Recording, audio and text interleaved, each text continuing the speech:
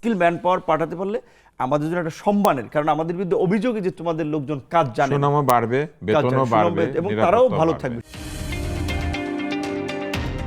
আপনার নিজের কোনো পরিকল্পনা আছে আগামী 1 বছরে?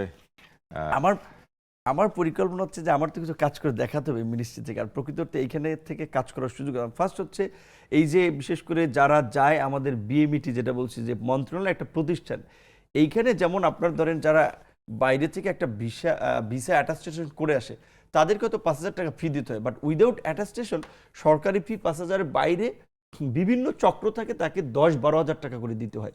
তো এই বিএমইটির সহ আপনার এই মন্ত্রণালয়ে যে আপনার একটা মানে দালালদের দৌরত্ব বলি বা অসাধু চক্র বলি, এটাকে রিমুভ করা, যেন মানুষ স্বাচ্ছন্দ্যে সেবা পেতে পারে, এবং অভিবাসন ব্যয় যেন আমরা বেঁধে দিতে পারি যে মালয়েশিয়ার জন্য আমাদের খরচ এত হবে, সিঙ্গাপুরের জন্য এত হবে, তাহলে এটা আমাদের একটা সাকসেস হবে, এবং আমরা 1 বছরের মধ্যে এই অভিবাসন ব্যয়টা একটা নির্দিষ্ট আপনার ব্যয়ের মধ্যে নিয়ে আসতে চাই। এবং বিশেষ করে 3টা কাজকে আমরা প্রাধান্য দিতে চাই। একটা হচ্ছে যে মন্ত্রণালয়ের নাম যেহেতু প্রবাসীদের কল্যাণ, আমাদের বিশেষ করে দেশের বাইরে যে সমস্ত প্রবাসীরা যায়, ধরেন একটা ব্যক্তিগত একটা প্রতিষ্ঠানে, সে কিন্তু অন্য ইন্টারন্যাশনাল স্ট্যান্ডার্ড প্রতিষ্ঠানের মতো সুযোগ সুবিধা পায় না।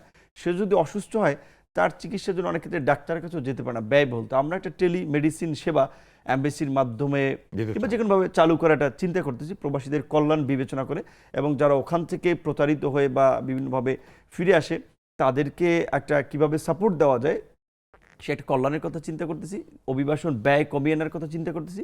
3 নম্বর হচ্ছে স্কিল ম্যান পাওয়ার, একটা আনস্কিল ম্যান পাওয়ার জন্য। এই 3টা আমাদের ফার্স্ট অনিয়ার মধ্যে প্রায়োরিটি, যে আমরা স্কিল ম্যান পাওয়ার পাঠাতে পারলে আমাদের জন্য একটা সম্মানের, কারণ আমাদের বিরুদ্ধে অভিযোগ যে তোমাদের লোকজন কাজ জানে, সুনামও বাড়বে, বেতনও বাড়বে, এবং তারাও ভালো থাকবে।